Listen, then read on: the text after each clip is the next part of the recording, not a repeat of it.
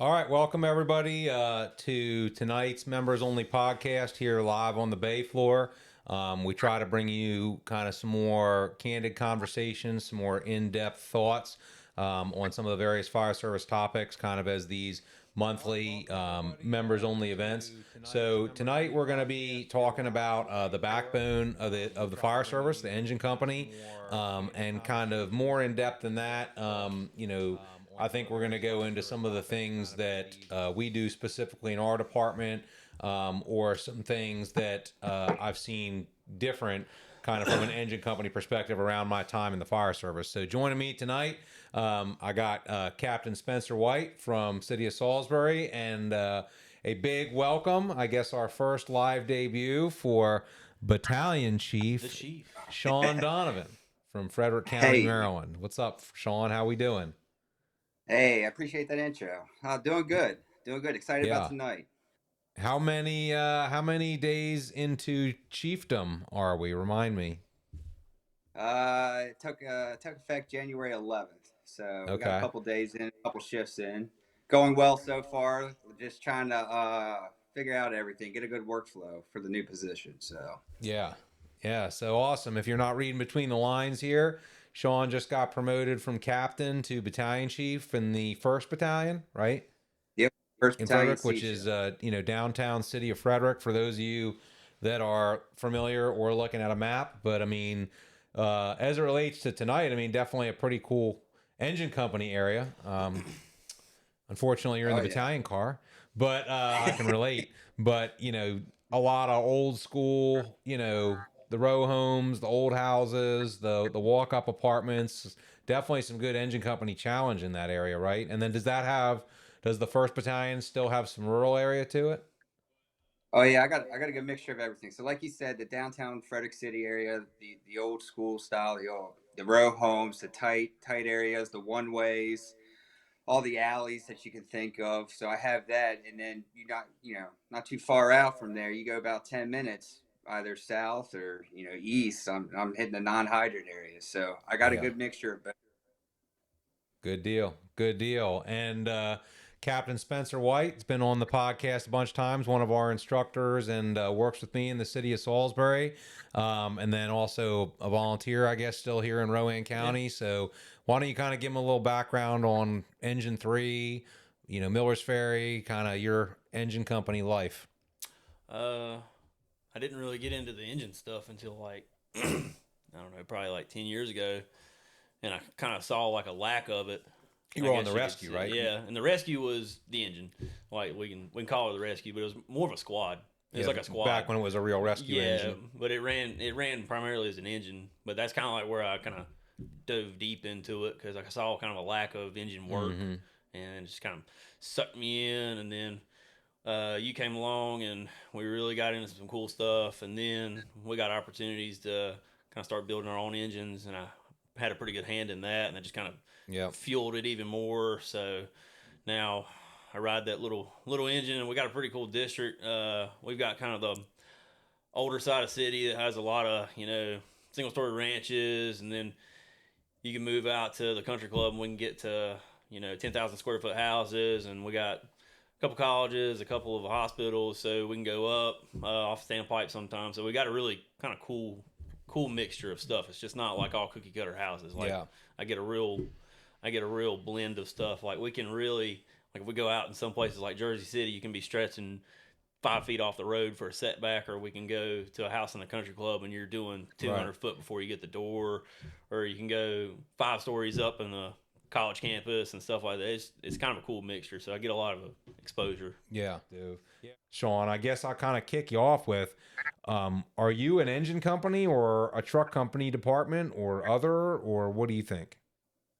I would say predominantly we're an engine company for sure. Just like when you were in Prince George's County. And it's funny, like I was sitting here thinking when you were talking, like thinking back on my fire service career, and I would like to think a majority of us did this. Like, hey, we started on the engine company, and then at some point in time in our career, we wandered off to adventure to see the new adventures of the fire service, and then we come right back to it to the bone of the fire service, right? To the engine company. Yeah. um, Yeah, so we're predominantly engine companies. Like to give a little bit of background, typically on a box alarm in Frederick County, we're getting those 5 engine companies in a hydrant area, 6 engine companies in a non-hydrant area, and we are SOP driven, but we weren't always SOP driven. And I guess I came up in a time where I would say I was fortunate, right? We were definitely competitive. We were trying to get to each other's first due to beat each other in.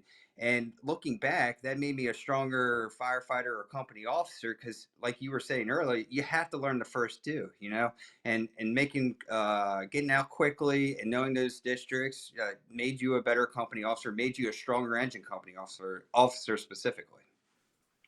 Yeah. And I mean, kind of what you were saying there, a little bit too. I mean, our buddy Spray Nine, or Tim, as others might know him, but like, I'm surprised he's not on here saying something already. But like, he's a big engine guy, despite the fact he's on a ladder truck right now. Let's just leave that. But he would always say like every good ladder company or truck company story ends with, and then I found the nozzle. Yeah. And he's true. Like, I mean, admittedly, there is nothing cooler than being first due or having the first line in the fire and putting the fire. I mean, you can't beat it, right? And I mean, I think my truck company stuff, it's not like I don't want to run the line and it's not like I don't want to put the fire out, but I was just playing odds, right? I mean, especially like when I was coming out of the odds or the academy in the district, like I think a little bit to what you were saying there, Sean, is, I did the math. I was like, we get 5 engines and 2 ladders on a fire. And, in a well-staffed urban environment like that, it's going to have to be a real barn burner for that 3rd or 4th engine to really get a whole lot of play. Yeah. And I was like, but wait a minute. The ladder trucks get to do cool stuff on every fire because there's only 2 of them. And one of them's going to the fire floor and one of them's going to the floor above. And so I was like, I guess, I don't know, just selfishly trying to get as much work as I could. Like, that's kind of what gravitated me towards the truck, was, I wanted to. Your odds were just better. Yeah. My odds of going to boxes and doing work on fires was just numerically higher because there's, half as many ladder trucks in the city. Yeah, your coverage area is way more, and then when you get there, you have more of a chance to go do work. Yeah, makes sense. Yeah. I should clarify. I do like truck company work. I don't want KB or Jake or even Lamis to get upset with me. I'm not just slip them tires on that little Chiefs buggy before you can say ladder truck, bud. Rescue work, truck work, I love it all. But at the end of the day, I love that engine company. Like, I like the thought process as a company officer that I have to make as an engine company officer. And so, like, kind of starting at the firehouse a little bit, I think one of the things that was very, very, was beat into my head very early, and we're trying to bring it back here even more to the forefront in Salisbury. I think it's a very popular thing in Frederick, especially if you talk to Frank, is knowing your district. And what I mean by that, and I talk about it in a lot of classes, is we were expected to memorize our district. And when I say memorize, I mean left turn, right turn, out of the firehouse. And, certainly your first due. And then after that, the entire box alarm area. And when you're getting, in PG 4 engine companies and in the district 5 engine companies, when you're getting 4 to 5 engines on a box, you talk about memorizing the box alarm area, you're memorizing 5 people's first due areas. And that's a lot of streets. And, in the district, some of it was very, like, I worked in downtown Washington or Northwest Washington for a lot. And the nice thing there is, like, it was pretty much a grid. You had these things they called short streets that were didn't really comply with, but the rest of it was First Street, Second Street, Third Street, 1, 2, 3, 4. A, B, C, that kind of stuff. But then when you went to Southeast Washington in particular, or definitely in Prince George's County, it was just like somebody vomited streets on a map. It didn't make any sense. And you just had to memorize that shit. And you had to memorize the running routes, you had to memorize the hydrants, you had to memorize, apartment building addresses or apartment complexes. And like, when I say memorize, I mean, like, you sat around the day room or you sat around the bay floor with a map book, studying the map book. And, even, at Kentland, we had map books in the engine. In the district during my time, there wasn't even a map book in the engine. You either knew where you were going or you didn't. I don't know. I think that's a culture I haven't seen a whole lot of places. That's the thing with the district. The technicians, they have to pass their first year That's to get how you get promoted. that job. Yeah, Yeah. that's pretty sweet. The first test on how you get that job is passing tests on your district. I mean, you got to get to the fire before you can pump the fire. And I'm telling you, it's competitive. It is, it's probably easier to get an officer spot than it is to get a technician spot. But what was it like when you come to Salisbury, in terms of the district knowledge expectation? We actually did that really good. Like that was one thing they used to hammer us for was streets. And I mean, a lot of the older guys had binders of each grid and whatnot, and the younger guys would take those and make copies of them and study them. And it was actually more of like a self motivated thing rather than a department push thing. And that was actually a really good thing back in the day. Like everybody really knew their streets very good. Now the running routes, we've adjusted them a little bit to make them faster, but Yeah. we were really good at memorizing streets. And like they used to come up with different games like engine versus ladder, streets, or the coffee can with all the slips of paper with the streets. You pull one out and guess or tell where it's at. We did really good back in the day. We've kind of slacked off a little bit because of technology. Yeah. And that's kind of hurting us. But like you said, I think we're starting to really kind of get back into hammering down, studying the streets, not following the blue line, because if you follow the blue line, it could put you in a bad spot or take you to the wrong town. Yeah, oh yeah. And I mean, I remember one of the map drills we used to do all the time I thought was really good was, they'd put an intersection up or they put an area of streets up on the grease board or the chalkboard, in the kitchen, and they'd label like one intersection, like just enough for you to get a sense like, oh, that's where we're at. And then it was like a game. Yep. And so like when I was in the house, when I was on the back step, we had an engine and a truck. So that's like, that's 9 people on an engine. Well, if you had the ambulance, there was 11 people in the firehouse, and everybody would go around, and each turn you got to add one thing. Yeah, that's cool. And so of course you start off, everybody's picking the low hanging fruit. Yeah. You know what I'm saying? We're picking Main Street. Yeah, but like on your second round, 10 other people have gone. Yep. And like it's not long before you're getting into like the 100 block splits or the hydrants or the alleys or things like that. And I mean, and admittedly, anybody who knows me is listening to this being like, Nick's full of shit. He was terrible at streets. I was terrible at streets, especially compared to a lot of people. I could hold my own. I drove the engine. I drove the truck. But I was never like a Frank Malta with it. Frank, and my buddy Tony, who's, now one of the assistant chiefs in DC, like those guys were like Rain Man with that shit. And I just never had that. But what about you, Sean? I mean, what's the district knowledge culture or expectation there in Frederick? Yeah, so there's without a doubt in my mind, every firehouse they do. Our shifts start at 6 a.m. So usually they're doing lineup right around that time frame. So they're at a kitchen table or out in the bay floor, going over things. And one of those items usually is streets in your district. Not even your first due, but your second due, your third due, like we were talking about earlier. But I tell you, another Frank Malta, we're giving him a lot of credit tonight. Another trick he did, and it was implemented in several firehouses, is the logbook. So in Frederick County, we track all our calls at the station in a logbook, kind of an old school method there.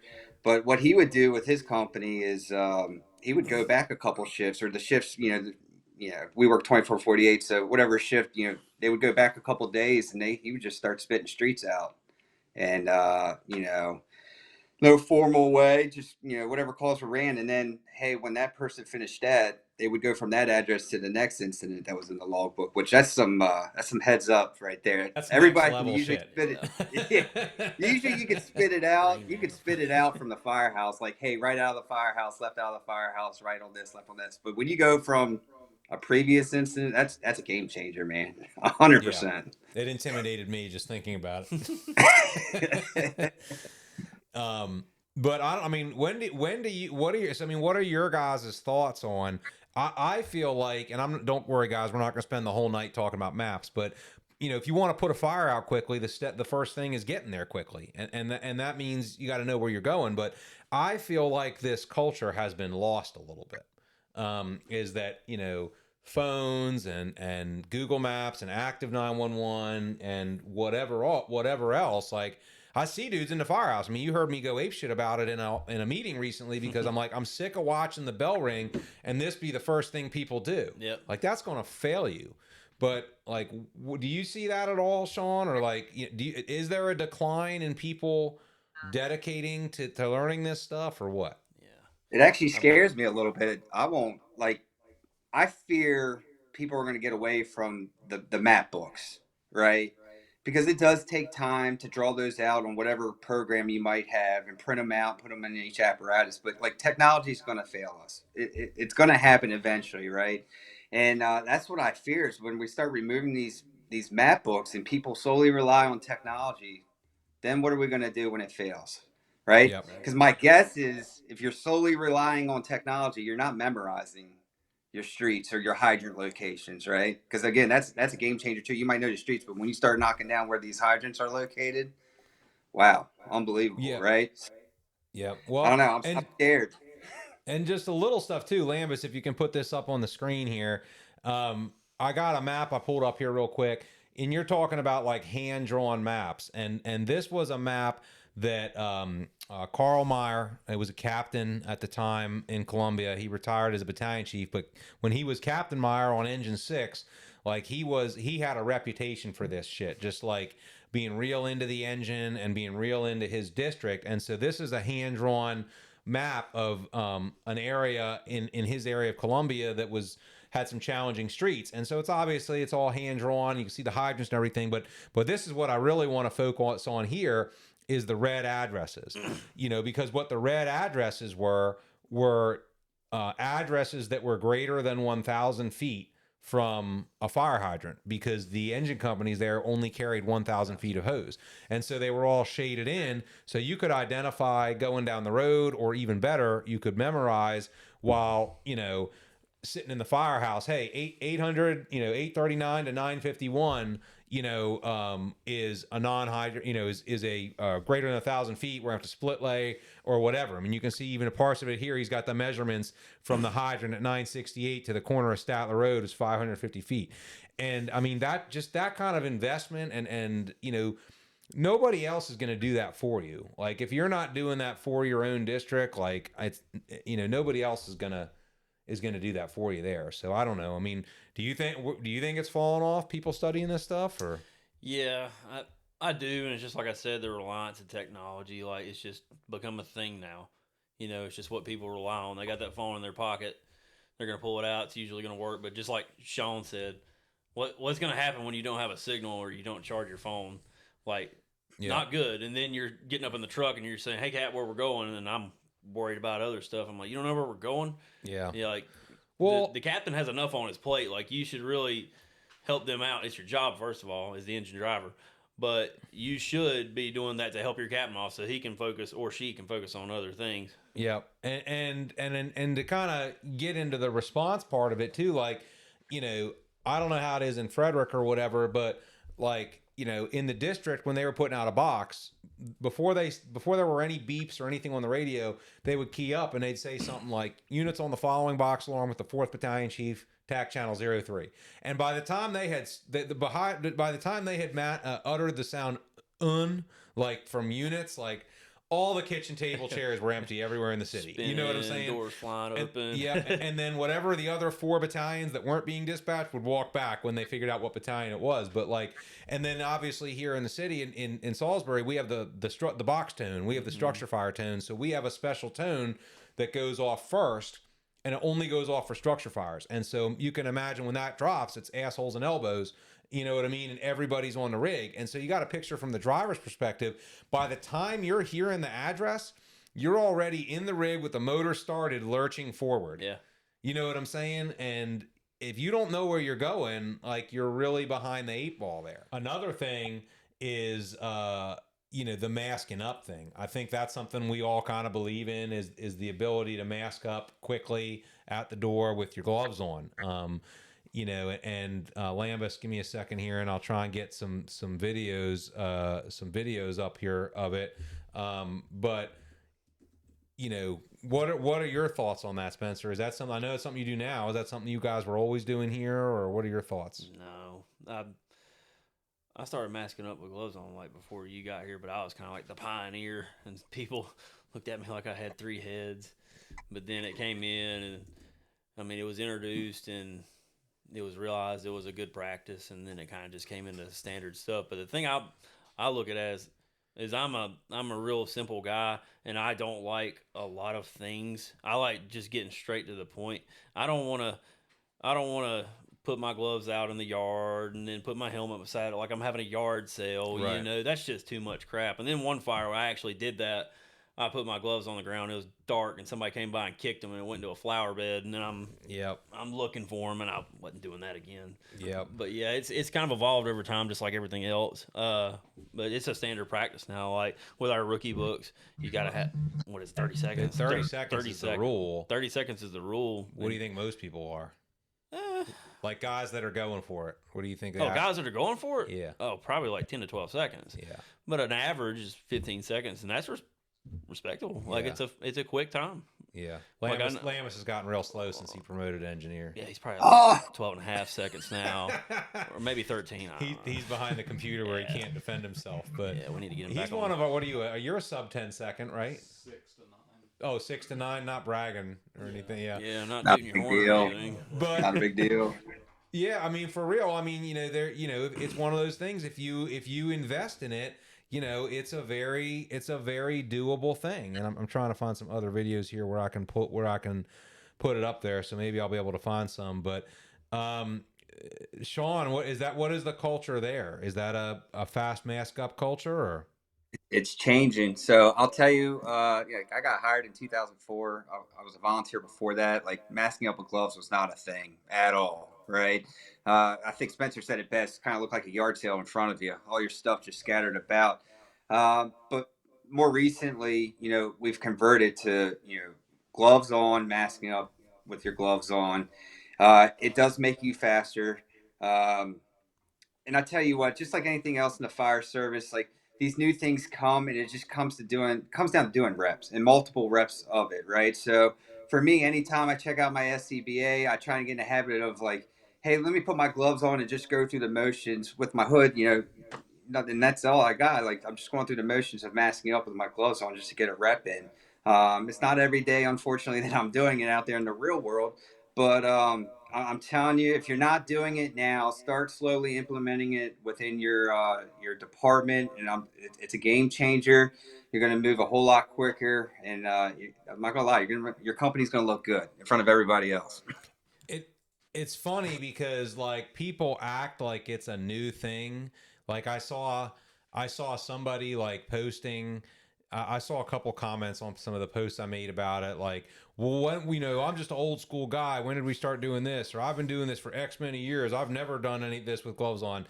I didn't like invent this idea in my head. Like this was a requirement when I was in the fire academy. As a rookie firefighter, it was, that was the lieutenant's expectation, is that you were going to be able to mask up with gloves on in less than 30 seconds. Mm-hmm. I didn't make that shit up. Like, it's just what we were doing, and I got Lambus. I got a video up there. I found, this is back from like 2010, 2011, when I was doing some videos for fire engineering training minutes. And the way I'm masking up in this video is not the same way I do it now. But I mean, this is something I've been doing for over 20 years. Look at that AV2000. I know, man. That's right. Back in a couple throwback. I think that box light is hanging up in here somewhere, actually. There it is over there. But, it's something I've been kind of doing forever. And one of the things that you kind of hear when people talk about this is like, well, we don't, it'd be a lot faster if you just came off the rig with your mask on. And there are fires where you can do that, right? Yeah. But there are also fires where you can't, right? That's enough of me, Lambus. You can put that off of there. But let's talk about that for a second, right? Because like, again, I'm gonna go back to some Kentland stories. Is you knew the district really well.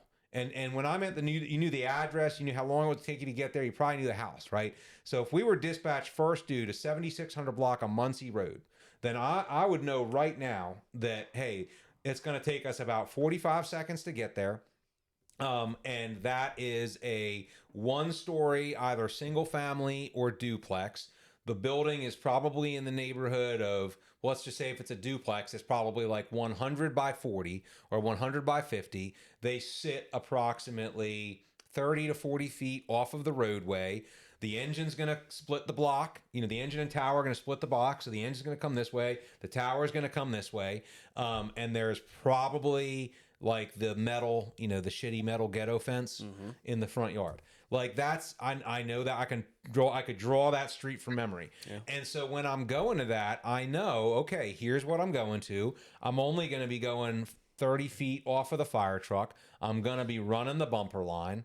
Like that would be a situation where I would feel comfortable being masked up when I came off of the rig. Whereas if I'm being dispatched to an address I don't know, or if we're running a apartment complex on, Bright Seat Road, where I'm saying, okay, courtyard garden apartment, I'm going to need to stretch the 250. Like, if I come off the rig with my mask on and I've got to cover distance, I've got to cover distance across, or I've got to cover distance up. Trying to do that with your mask on is a shit show. I mean, it's a fog factory. You can't see what you're doing. You're tripping over shit. It's not nearly effective. And you know what? It just takes a lot of issues away if you have the opportunity. If you say, look, I can mask up at the door in 9 seconds, it kind of takes the bullet out of the gun. It's, so my 2 cents there would be understand when you can do it. When you can come off of the rig with your mask on, but every firefighter needs to have the skill to mask up quickly at the door, because there's some fires where you can't. You were talking about that, rightfully so. The focus can't be just on the service companies, right? Yeah. So we've been very heavy lately on the ladder companies and the rescue company. But we need to not lose sight of the engine company as the backbone. We need to focus on making the engine company more advanced. What do you mean by that? Like, and like, what do you mean? What do we need to keep focus on? What do we need to do to keep the engine companies being advanced? So going to this, everything kind of goes in circles and it comes back to what it is. So like we have been kind of hot and heavy in the rescue stuff and the ladder stuff, which is fine. Like we should do that. But I think we're losing a little bit of sight of the engine, just because we're kind of putting it down as kind of like mundane, like we can stretch the line and whatnot. But we're starting to get into like these, default modes. And I don't know what you said in the meeting. It was like, we're going to stretch 200 outside alpha. It's like, well, are you stretching it to the right place? Mm-hmm. Or are you actually pumping the brakes for a second, seeing where you need to go? You're just saying that and doing that every time? Yeah, we're just kind of going through the roles. Like, mm-hmm. I feel like people not want to be robots, but they feel they're kind of have to, and that's like their default. And we really need to kind of like set ourselves back and really pay attention to what we're doing, because mm-hmm. the engine makes or breaks the fire. Like it is like the line getting put on the fire is what solves the problem. Like yeah. I made a joke, like, how many working fires I've been to where I put a nozzle in service and I found a fire? Every single one of them. And not every fire I've been to, we found a victim from something. But that doesn't take away from that. You should always search, do great searches like Lambus does. But I found more people on a line than I have search company. Yeah. But every fire we go to, we find a fire, and we need to. But you might not find a victim. That's right. But mm-hmm. we really need to put that as our highest priority, because a line being in service well and efficient and fast versus not makes a huge difference, and it could be life or death to you or me, civilians yep. or whatnot. And the engine is the backbone of the fire department. It should be taken seriously, and I think it's more not really portrayed as a rookie position, but people kind of want to promote out of it, and I really don't feel like it should be a promote out position. I want to stay in being Osmond. Like you said, there's nothing like, rounding the block and that smoke's in the street, and you pull by it and it's blowing out 3 windows, and you're like, yeah, and you pull that bundle off the rear, go around the car through a chain link fence, drop it, yell, charge it, put your mask on. Your officer comes around, says, hey man, it's up on the 2nd floor, 2 right turns and then a left, and we're on it. Yeah. And then boom, boom, boom, boom. You get up, fire's rolling down the hallway, hit the leading edge, just push it back, bam, bam, bam, bam. There's nothing like it in the world, and it's the greatest crap. And I want people to be as passionate about it as I am, because it is the best stuff ever. Yeah. Yeah, well, when you're on the company, it gets like, what did I think you guys got? What did you guys get at the awards banquet? Like most first two fires. They come out with like a gag gift every year, but they made us a plaque, and it was called the Disco Inferno, and it had a disco ball, but it was for the most first 2 fires. Yeah, and we take a lot of pride in that, and we take a lot of pride in beating engine. Well, yeah, and it is true. Like, I mean, I've always loved the ladder and rescue company stuff. You know, I got into that like because numerically I just wanted to go to more fires, but it turned into what I really, you know, it's just what I've done a lot of. But admittedly, everything that the ladder or rescue company does is just interesting. Compared to water. I mean, if the building is not on fire, there's nothing that the ladder company or rescue company needs to do. Nothing to do. There's nothing to do. There's nobody to search for. There's no roof to cut. Yep. There's no windows to break if the building's not on fire. The engine has to have work before you have work. Yeah, I mean, you know, that's 1,000% the right thing. But what do you think, Sean? I keep almost calling you Frank, but it's okay. It's Frank's okay. just gonna watch on the internet tonight. He couldn't get on the phone. I think some people, I feel as though people look at the engine company like, well, they're going to run the most EMS calls too, right? Now Like, there's that. That is true. Yeah. So there's no doubt about it, right? But I will say this, you got to take advantage of that. That's, you know, we've all heard it before. You know, that's the time where you get to see inside of some of these structures. As an officer, maybe I'm looking at the setback. Hey, what would this, you know, stretch look like? You know, you just got to take advantage of those calls and make the best of it, so that when you do run that fire at that house, you're better prepared for it. And it's not just the EMS calls; it's the fire alarms too. Because the other night, Lambus was on it. We run fire alarms to this college hundreds of times a year, and we just started changing. We're positioning our engine so if I get up on floor 3 and I find a fire, they're able to make whatever side of the building they need to quickly.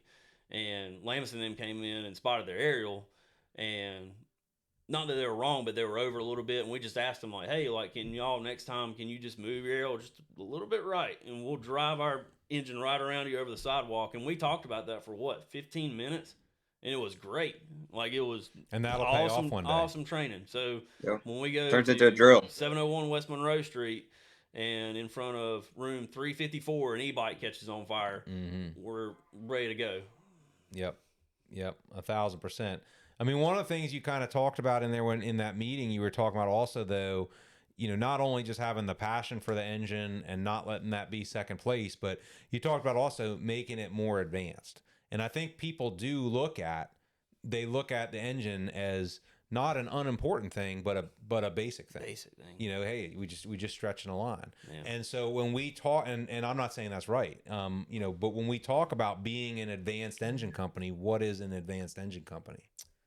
Just knowing different plays. Like, you know, if we come up to a certain stretch, we can make options for, we're going to do rope, you know, over a balcony, or we're going to do a hook over a balcony. Or if we're coming up to a 7,000 square foot house in the country club, whenever I get on get on my size up, and then after I say blitz, our guys know exactly the nozzleman's going to get the blitz nozzle. I'm pulling 3-inch on one side, Evan's got the other side, and we've got water in 25 seconds. Yeah. Like, we nailed down that crap. And it sounds basic, but like, it's kind of diving deeper into it. Yeah. Like, not a lot of engine companies are getting that. Like, they're just, like I said, they're stretching a 200-foot attack line, or they're flowing the wagon pipe. Like, we're actually trying to make plays to where it's going to pay off for us quickly. Yeah, that is the thing. I mean, I think, you know, we see a lot of people out there that, like, they're on the struggle bus trying to stretch a cross lay on a bedroom fire. Yeah. And I am very proud, you know, when I see,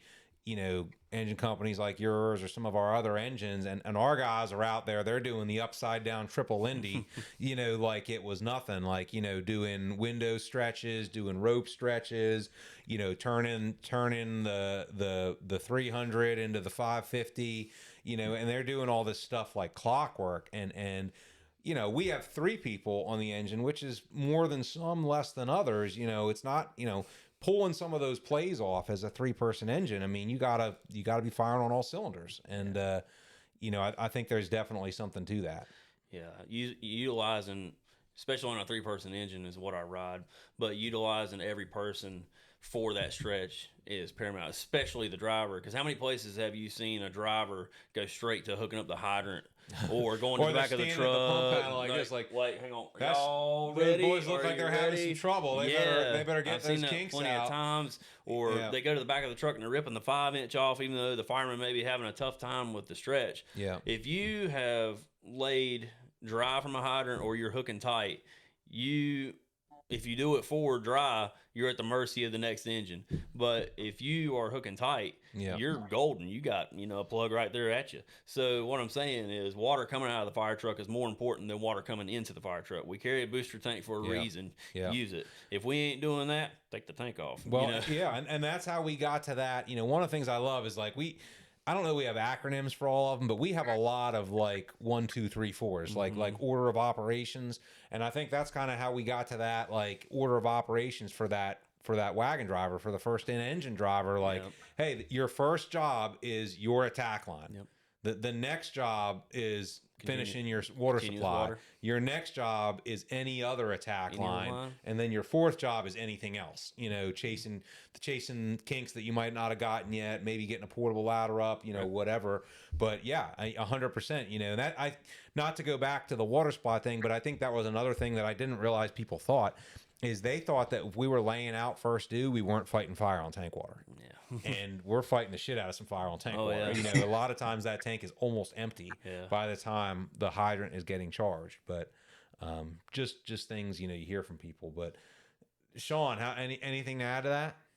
Yeah, so like the mindset of the engine company's basic is definitely inaccurate. And like, I like to think of, specifically for us, our third due engine has to get to the Charlie side on these structure fires. And, just a couple hours ago, I'll give credit where credit's due. 31 engine, they ran a working fire in the city today, and 31 engine was the third due engine. Stretched a 400 from a street away, through some woods, over a fence or through a fence, and then made the Charlie side. So, especially as that engine officer, man, you got to think outside the box, and how you're going to get to your objective. Yeah. You made me think of something. I'm like, how quickly can I find this video? Because we had a guy do a very similar thing recently. And, I'm just trying to find that one. Lambus, do you have any idea what that Clay Street one where 6 stretched that line, what that was called? I don't know if I can find it. But I'll just say here you go, Lambus. Put this up on a screen. This isn't the edited version, but I put this on social media the other day, and there's a nice edited one with some drone footage and stuff like that.